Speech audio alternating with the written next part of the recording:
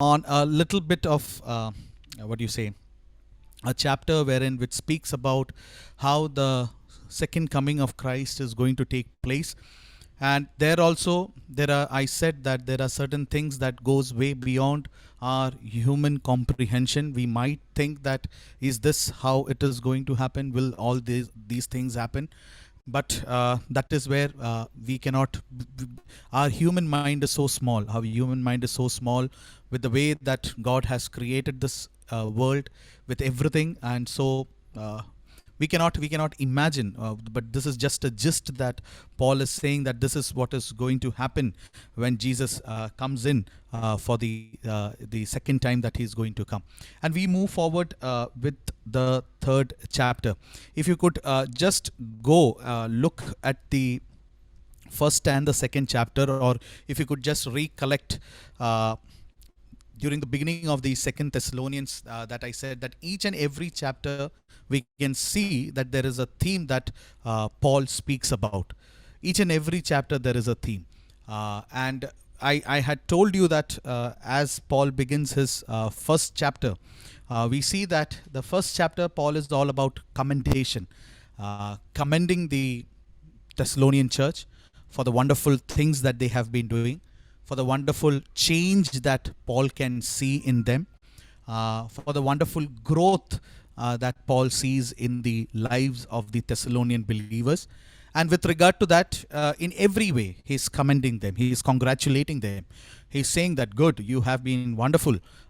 In fact, I didn't believe, I didn't think that you might come up so great, but you were awesome, is something that Paul tries to say.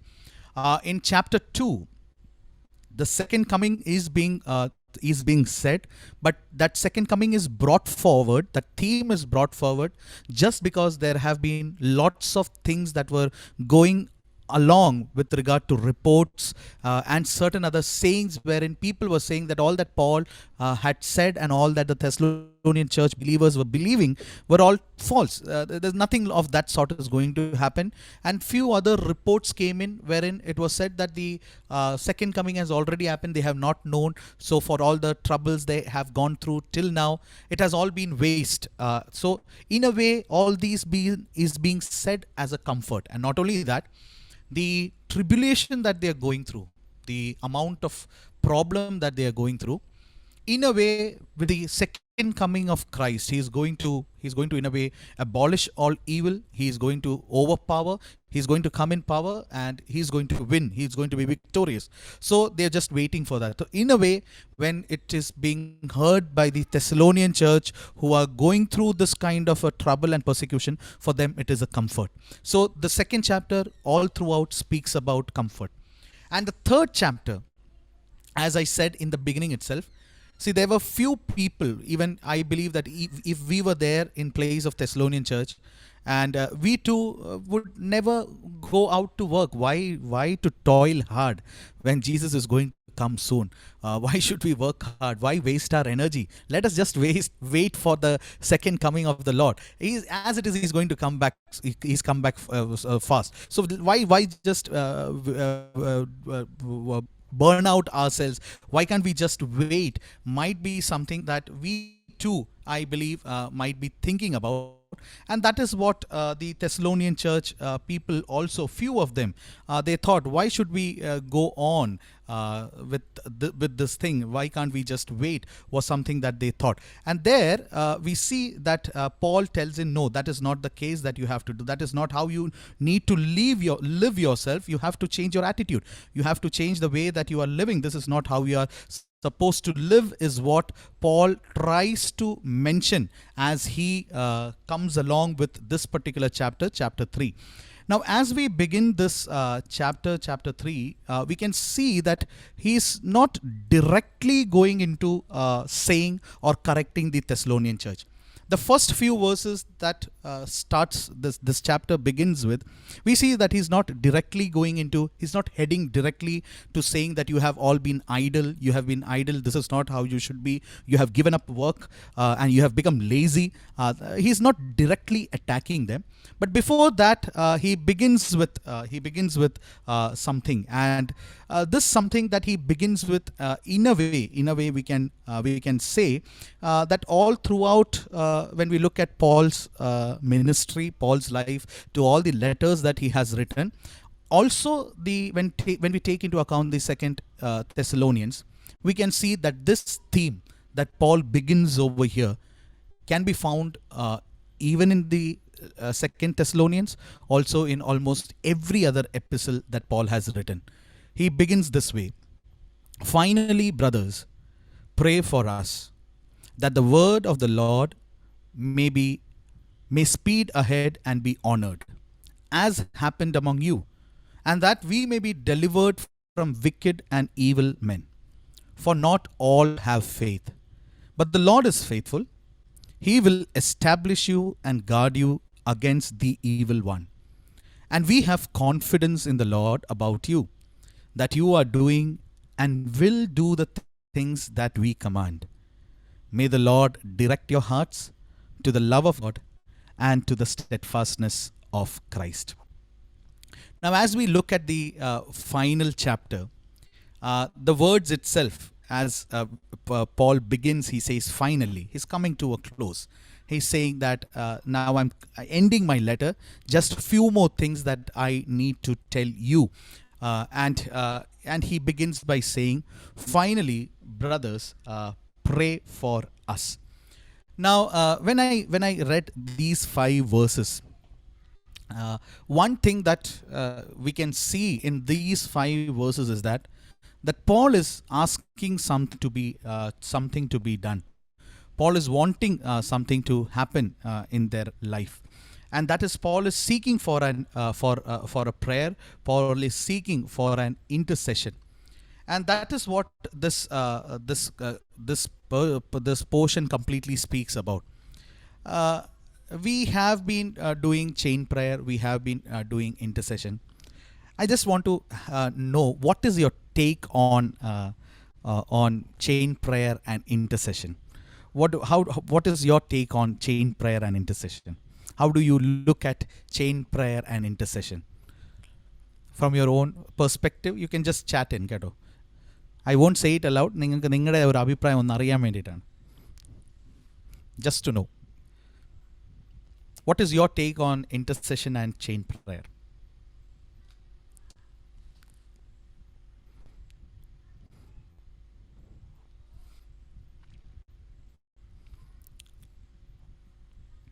Waiting for the chats to come in.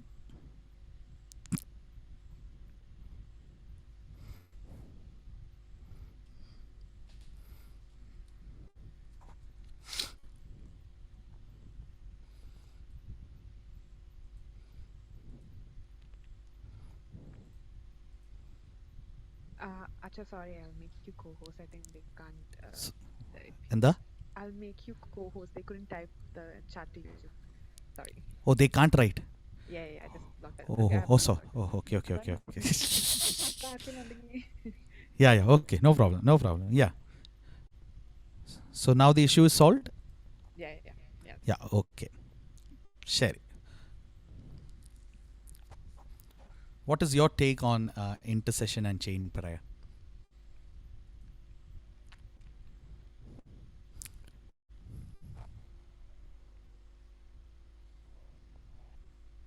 Okay. I have one answer wherein it says that it's more impactful as a group of believers pray from their hearts. Okay.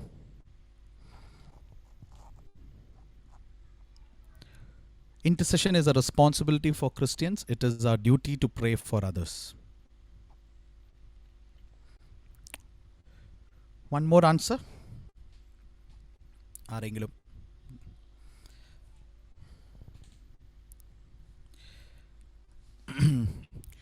Many people who are focused to pray will pray for you. there is a question that somebody is asking to me, interceding for our brothers and sisters, and a question mark. I didn't understand what you meant. Well, anyways, there is also a joy in coming together and praying. Okay, chain prayer is something that goes in one flow, a prayer that goes in one sequence. Intercession is taking time, our personal time to pray and seek blessings. Make us feel how blessed we are.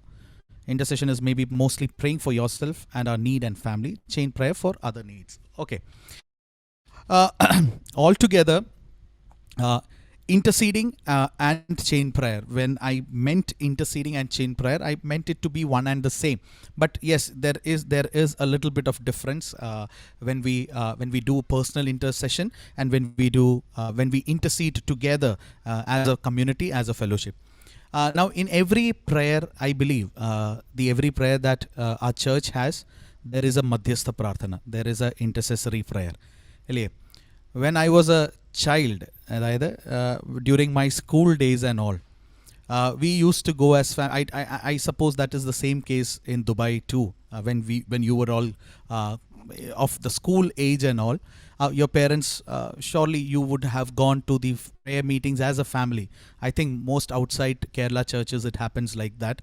Only in Kerala you don't find any children accompanying the elders for the prayer meetings. So even when we had prayer meetings, we used to go. I, frankly speaking, during that time, one of the most boring thing that used to happen in a prayer meeting was this Madhyastha Prarthana.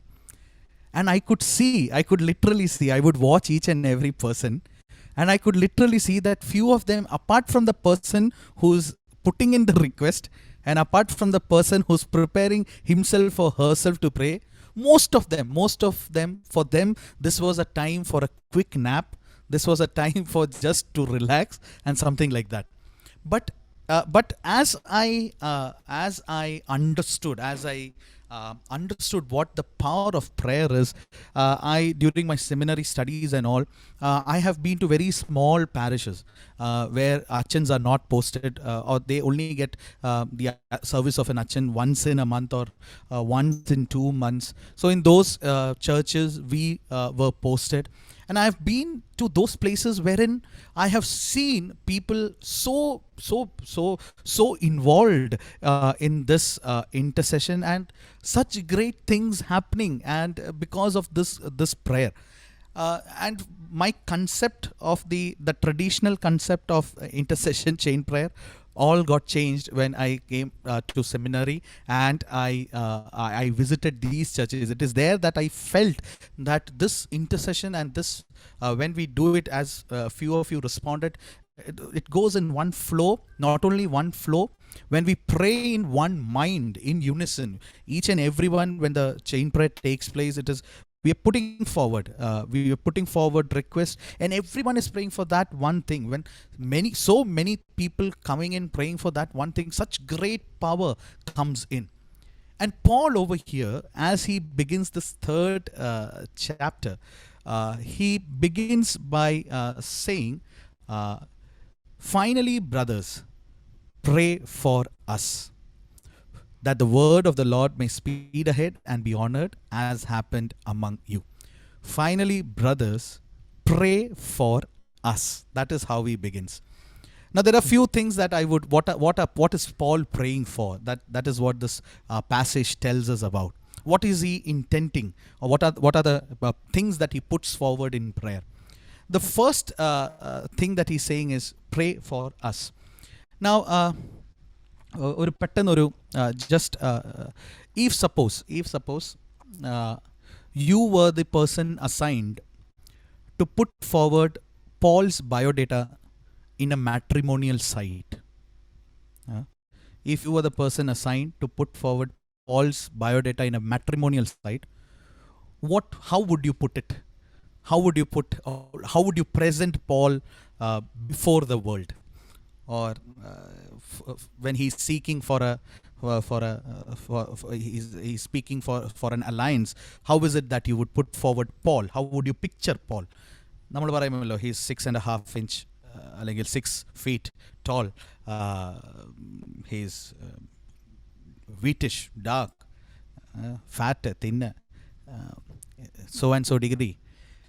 So how would you present Paul if you were given the responsibility to put Paul's biodata in a matrimonial site?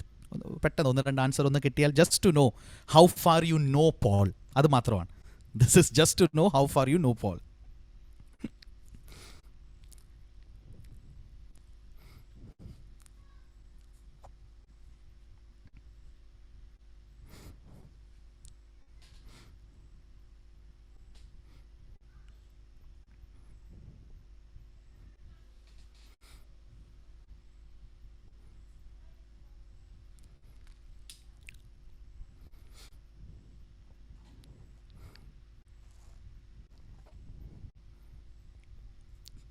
ചിലരുടെ മുഖത്ത് ചിരി മാത്രമേ കാണുന്നുള്ളൂ video on ഉള്ളവരുടെ.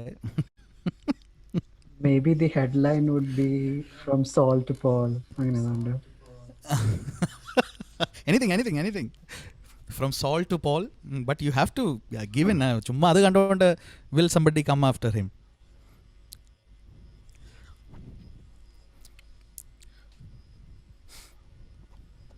Occupation, disciple.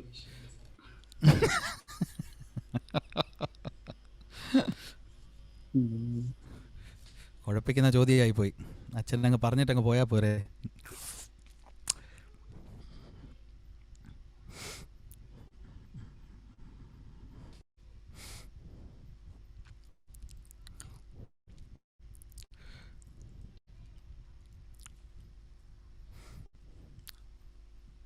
അയ്യോ, no answer still no. Fervent believer and follower. Servant, believer and follower. Fervent. Fervent, F-E-R. Yeah. Okay. Passionate to Christ. Passionate for Christ. Fervent believer, follower, passionate for Christ.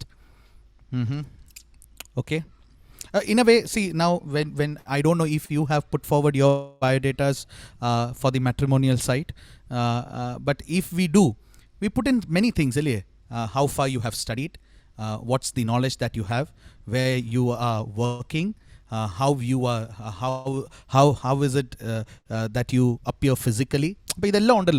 So how would you picture Paul with all these things in mind? If you had to give in a picture of Paul with telling these things in mind, how would you picture Paul? Oh, you gave many answers earlier. I was just, my chat box was okay. Passionate to Christ, a transformed man, believer, male, malnutritioned, okay, philosophical, good listener, strong faith, well educated. Okay, there's yet another. Jesus is my friend, marry me. Simple. Traveler and preacher. Okay, faithful, spiritually intellectual. Okay, thank you. Thank you for those answers, Madhi. Okay, now when we look at Paul's life, when we look at the whole picture of Paul, from the time that Paul is presented to us with all the letters that he has written, when we look at Paul's picture, I would say that he was an exceptionally brilliant man, and he was a great theologian, no doubt about it. Exceptionally brilliant, and we know that he was trained by one of the most prestigious teacher who lived at that time. There was none better than a teacher that he could have received. He studied at the feet of Gamaliel. Not only that, if you read Galatians, in Galatians chapter 1, it's been said that Paul was trained in the gospel in Arabia by the Lord Jesus Christ himself, where he received divine revelation from him. He was trained by the Lord Jesus Christ himself. So with all those things, one thing is for sure, he was a man who was exceptionally intellectual. Not only that, he was in a way a giant when it comes to planting churches, making missionaries. In that way, he was a giant. With regard to his physical appearance, there are many commentators who say that his physical appearance was not so impressive. His voice was feeble, but we don't know. Anyways, there is somebody who wrote he was malnutritioned. ആയിരിക്കാം അറിയത്തില്ല. But but the thing is, no matter he doesn't have a good physical appearance, but with what he has endured, from what we read, from what he himself says, that what he has endured in life, I think that he is a person who has enormous physical strength, who could travel many miles, who could take all the beatings. ഇത്രയും അടി കിട്ടിയിട്ടും he is still come beat me, no problem, I'm there. So he's a person who has this enormous strength. So in a way, he was a bold man.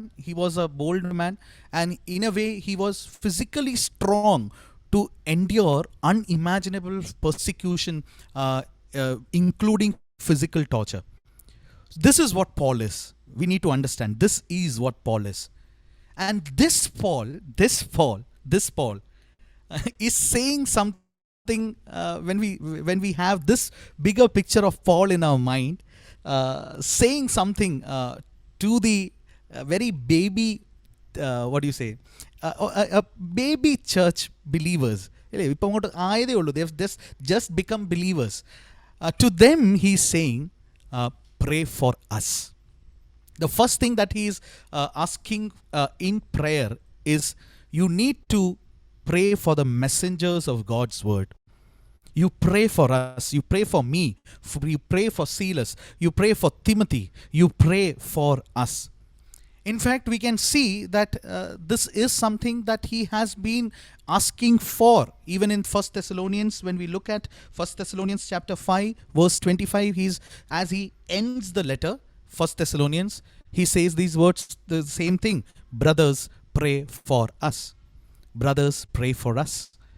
When we look at his other letters, every letter we can say that he is making the same request to the people of the when he writes the epistle to the Romans, when he writes to the people in Ephesus, when he writes to the people in Corinth, when he writes to the people in Colossians, he says, pray for us.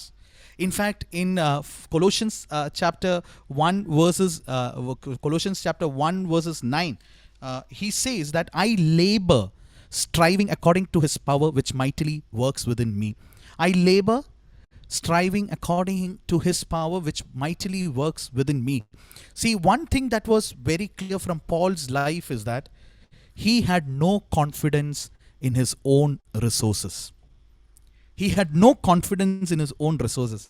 Just imagine a person with such great intellect, such great strength, who he would have gone on his own. He didn't. But from Paul's life, we see that he had utter dependence on God. He had no confidence in his flesh, in his own natural talents, in his own abilities, to make somehow things work out in life. He had utter dependence on God, and that is something I believe as youths we sometimes lack. നമുക്ക് little bit of talent or little bit of extra talent that we believe that we are blessed with, we don't think that we need this God. We think that we can all do it by our own self. But it is only the power of prayer that sometimes makes us move forward. And this power of prayer, I have personally experienced this in the Baranyal. I always wonder, even now, okay, after 10 years of service, of being a priest in the Matoma church, when I go for the service, or when I have to lead the Holy Communion service, there are certain parts that we have to say without seeing. You cannot read. There are certain parts that you have to say it by heart. And this Malayalam part and all,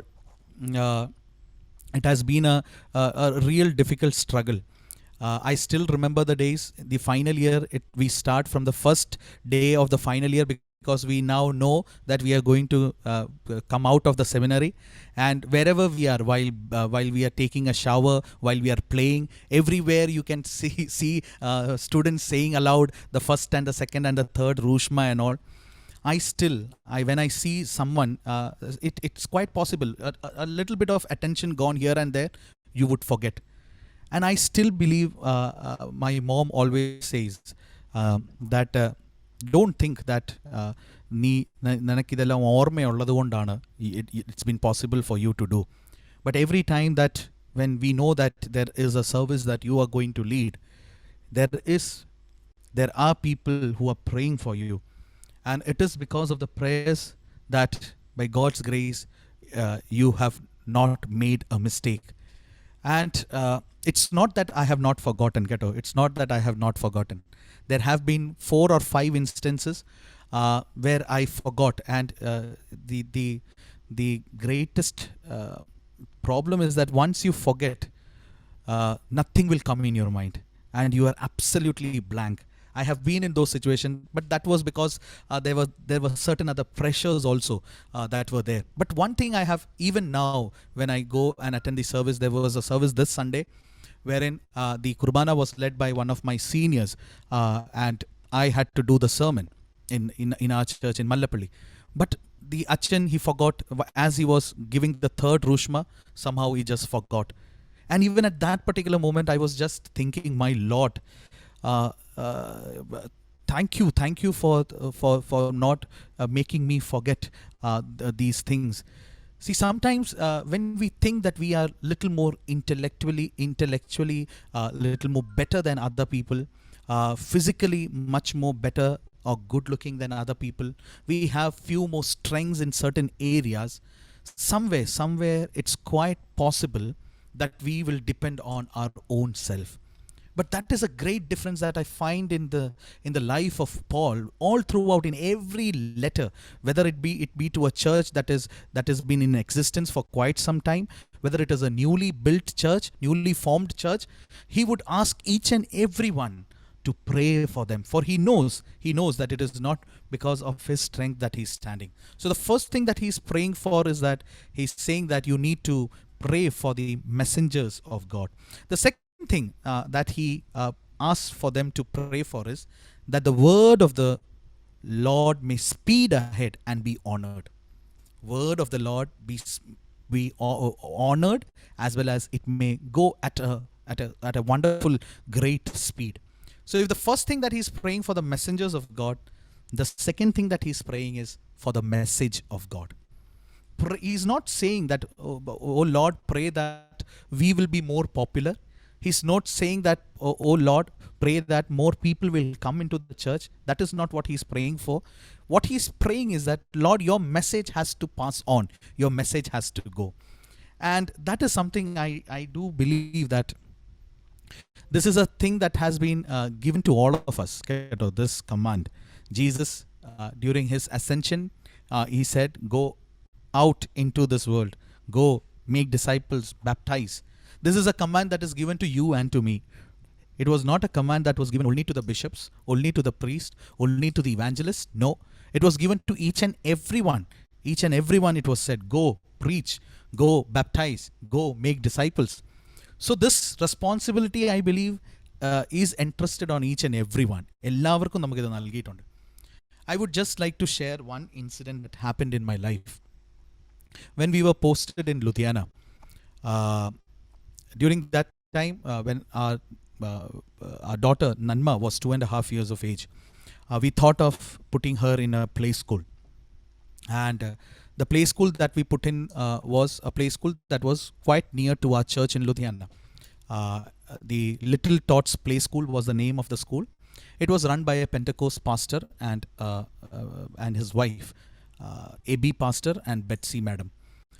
There were 2 reasons why I put our child to this particular school, this play school. One is that they really taught the word of God to these little children. And the second, since it was quite near to our place, even when I'm not there at home, my wife could go and collect her. Usually it is I who go and collect her. And during one such day when I went to collect her, I went a little early. And there used to be a maid who would stand at the gate It is only when the bell rings for them to come out that she'll open the gate and children can come out. So I went a little early and I was standing out. As I was standing out, there was one parent who was talking to this maid, and I could overhear. And this parent was sharing out her problems. This parent was sharing out her troubles, the pain that she is going through, everything she's sharing out with to the maid. But one thing that surprised me a lot, Kado, is that as she shared all her trouble and problems and everything, this maid, she told this parent, before going back, do one thing. Go to Betsy ma'am and share all these things. Go to Ebi pastor and share all these things. He will pray for you and there will be a difference. Next time you come to our church, to this church, and you will surely receive an answer, you will surely receive peace.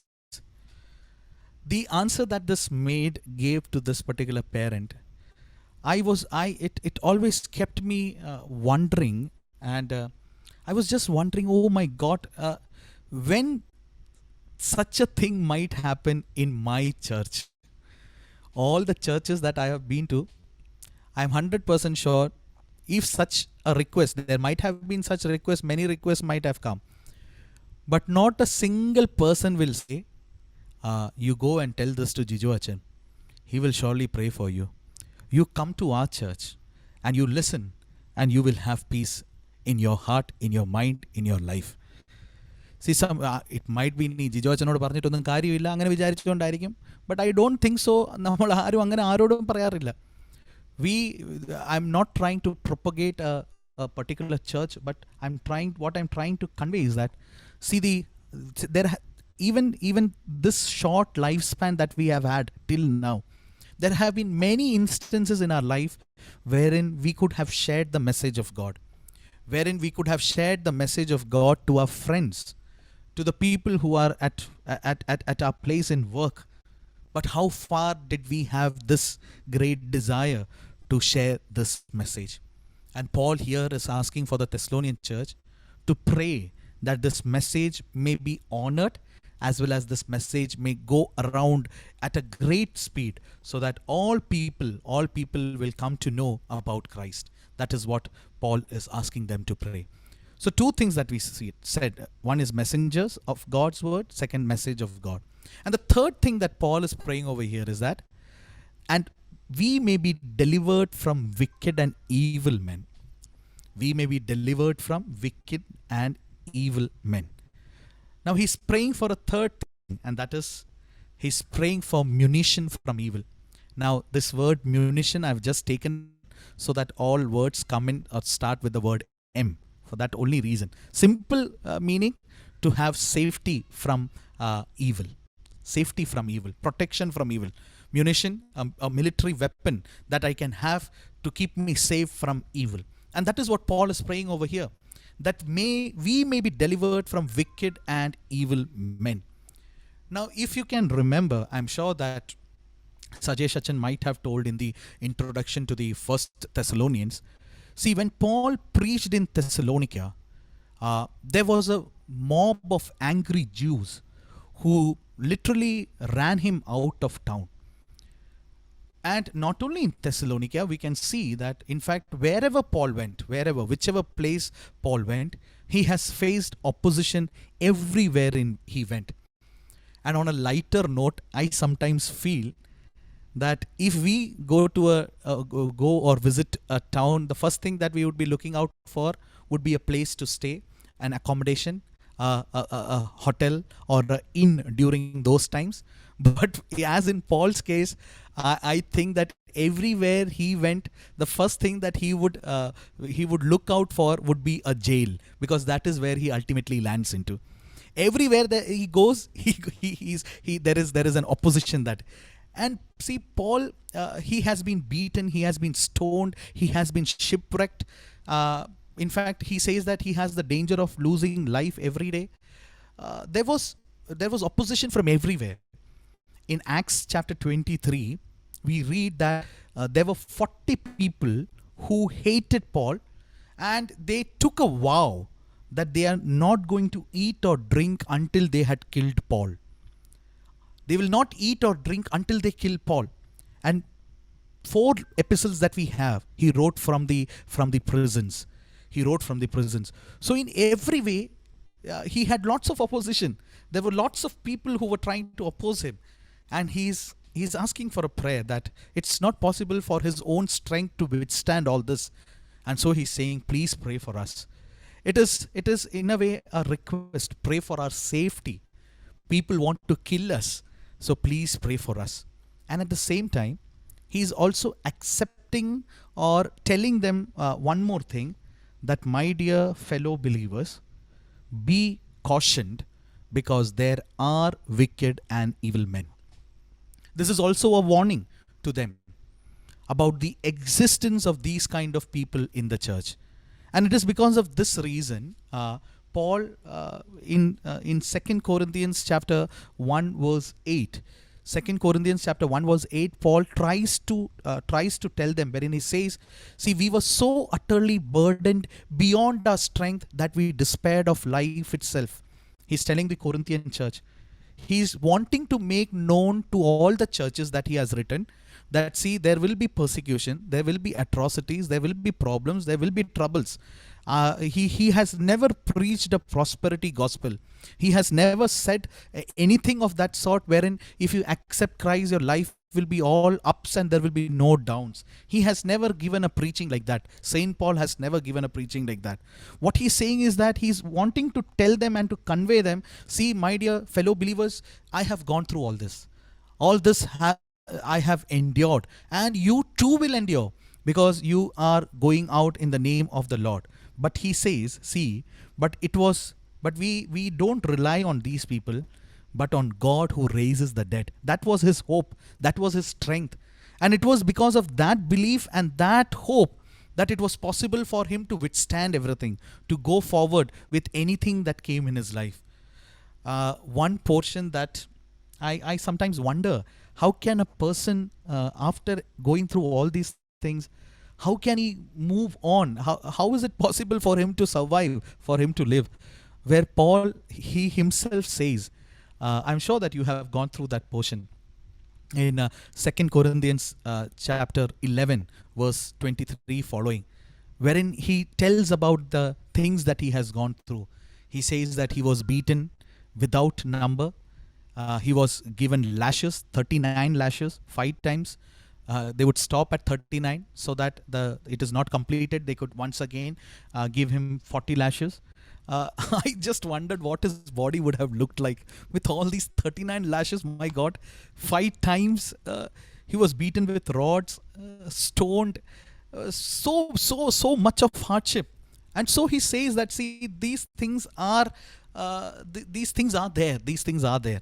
But you just pray that we will be having protection from these things.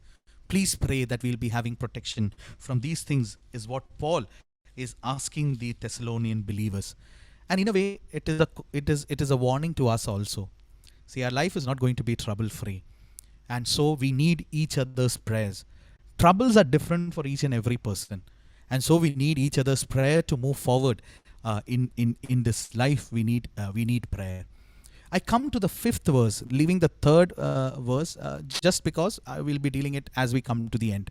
But the 5th verse, it says, may the Lord direct your hearts to the love of God and to the steadfastness of Christ. 2 more things that he prays for. He's praying that the Lord may direct their hearts to the love of God. I would say he was asking them to be masked with God's love.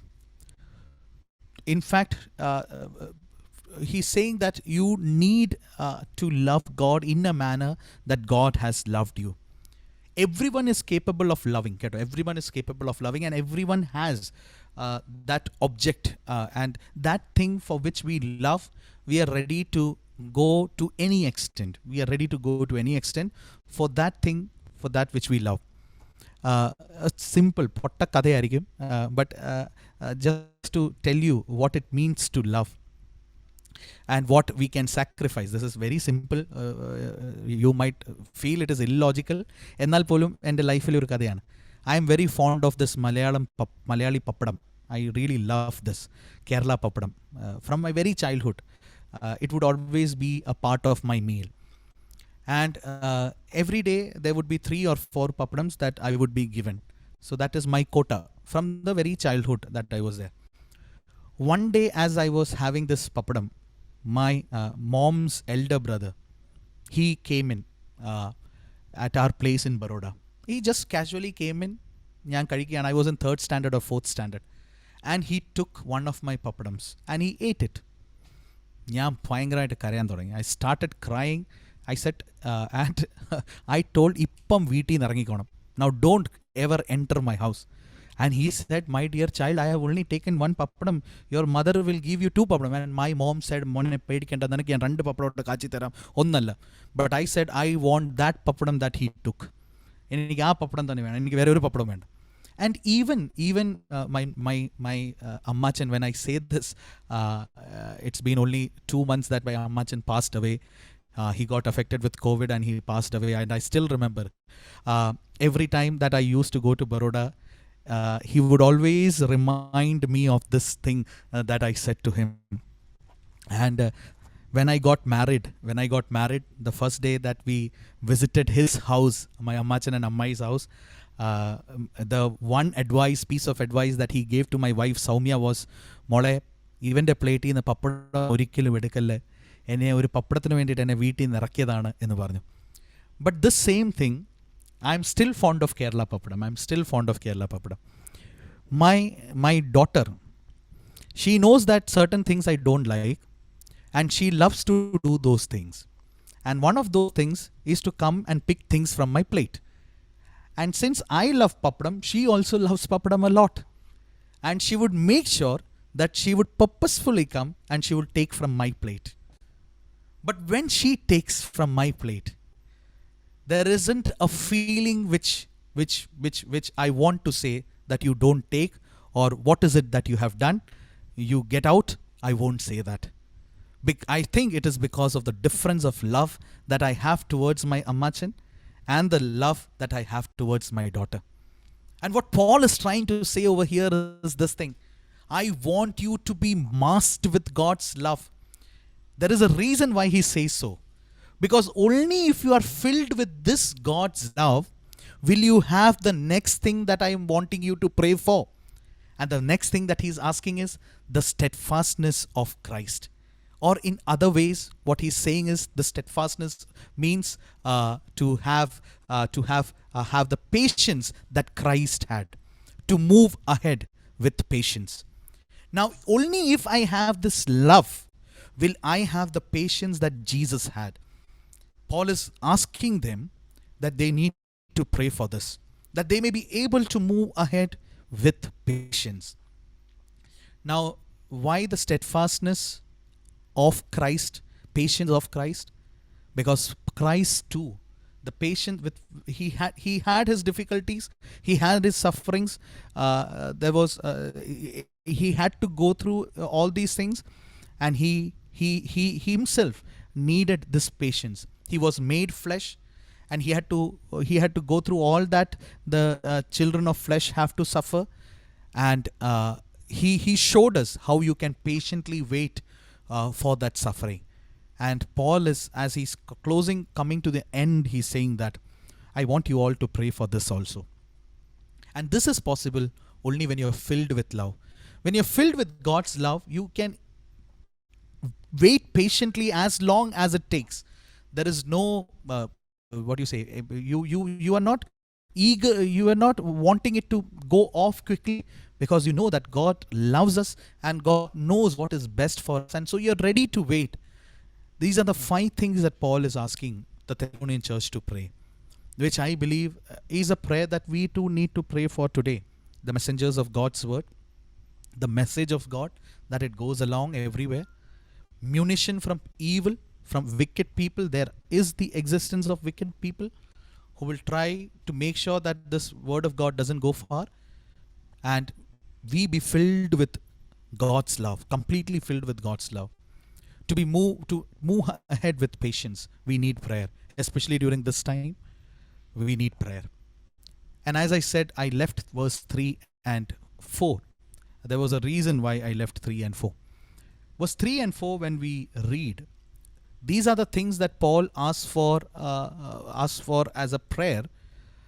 There is something that Paul says he is very much confident about. Though these things are there, though wicked people are there, though there are evil people in this world who are going to persecute you, there is something that he is very much confident about. He says, the Lord is faithful. He will establish you and guard you against the evil one.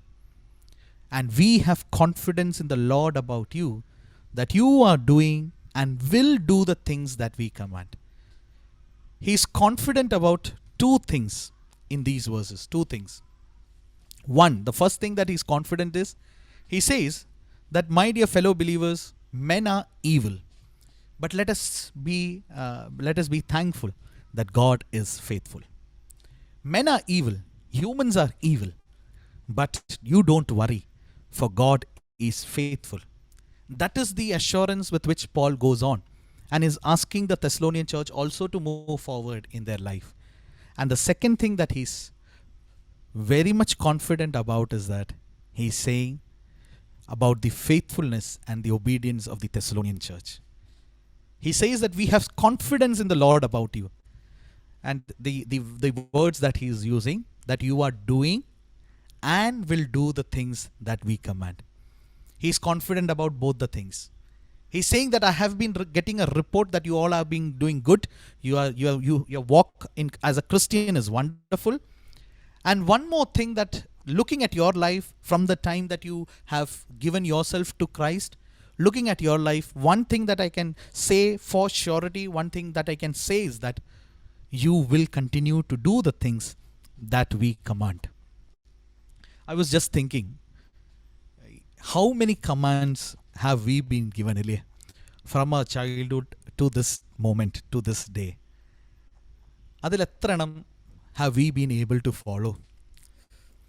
There were so many commands from our parents, when we went to school from our teachers, when we went to Sunday school from our Sunday school teachers, most importantly when we read the word of God from the Bible. There were so many commands. But are we ourselves confident of saying that I have been doing these things and I'm sure that I will continue to follow this command? That is something Paul says about the Thessalonian church, wherein he says that he is absolutely, completely confident that they are going to do this. My dear young friends, as I come to the close of this Bible study, Paul is asking the Thessalonian church to remember them in prayers. How much more Paul, such a great person, who had so great knowledge intellectually, physically, in every way, he was so great, much more blessed, or much more in a way better than we are. If a person like Paul needed prayer so much, how much more would we require is something that we need to think about. And what were the things? 5 things that he wanted the Thessalonian church to pray for.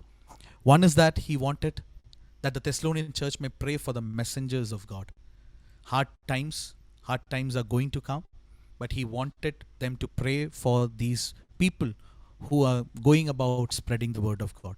The second thing that he wanted to pray for was the message of God, that it may go around, spread speedily, was something that he very much wanted. The third thing that he wanted to happen was to have a safety gear, to have a protection from the wicked and the evil men that are always there, looking upon how to prowl on him, how to keep him down. So he wanted a safety gear to face them. And he says that he's asking them to pray for, to be filled with, completely to the brim, with God's love towards God, love towards God.